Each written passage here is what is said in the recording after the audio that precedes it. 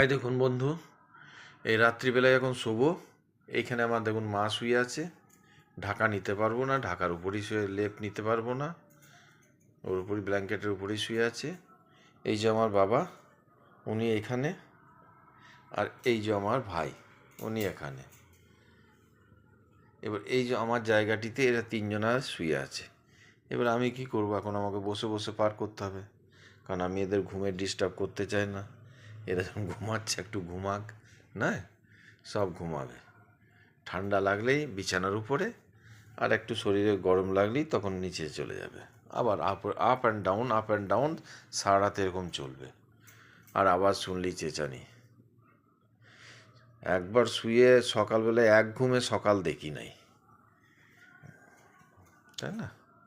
বাহ, খুব সুন্দর ঘুমাচ্ছ, ঘুমা ঘুমা ঘুমা। আবার এই আমার ভাইয়ের আজ বার্থডে গেল। 2 বছর বয়স হয়ে গেল ভাইয়ের আমার, কিন্তু বার্থডে আজ মানায় নেই ঠিকঠাক।